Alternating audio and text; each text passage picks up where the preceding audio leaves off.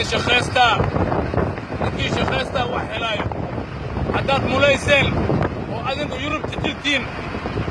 doolarkan annaga ma sheegi karno si adinku shaqeeyoosii ma sheegi karno waa soo dhigoosiin daabshiil ayagana waa qaadahooyiin laakiin adiga lacagtaas sii ku shaqaysi ma sheegi karno annaga ilaaha og sii ku shaqaysi adi laakiin adi waxaad leedahay sadaqa waaye ilaaha og laa ilaaha ila allah maxamadu rasuulullah ilaaha og ilaahayna ku anfaco haddii adi xaggaada sadaqa ay ku tahay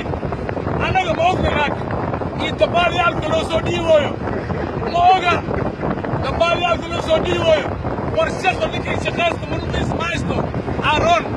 laakiin dhaadhaayaashaan oo daabshiil meesay ku sugayaan oo bannaankiis shaahi shubanayaan ayaa dayuus ey waxay dayuus waaye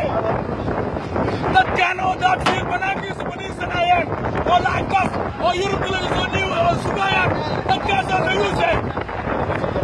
war shaqaysta anaa run idin sheegaayo lacagtaas daabshiil laga soo dhiibaayo oo wax laga soo dhiibayo filanta laga soo dhiibayo wax kuma taraayo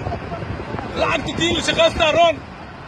daabshiilad fadhiisanaysiin bannaankiisii waxaad leediin haye la soo dhigii nacal kul calaa wajhak maxaa lagu dhigaa waryaa shaqayso war shaqayso shafkaada bannaanka dhig waxaa idin sheegaayoy dadkaan yurubta jirooy walaalahayna oo inta joogaan soomaaliya ha dhuminina adinka haddii la idin nikaaxsadin cunugma la nikaaxsanin waryaa adinkaa la idin nikaaxsadin yurubtaa la idin qabaa annaga dadkaayna walaalahayna muslimiinta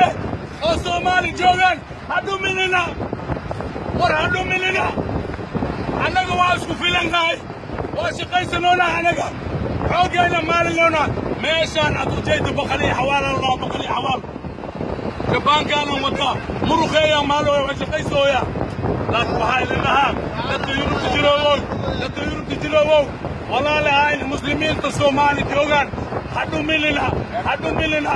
beesadaan qaabdarada oo adigu soo dhiibaysiina naga daaya mac salaama assalaamu calaykum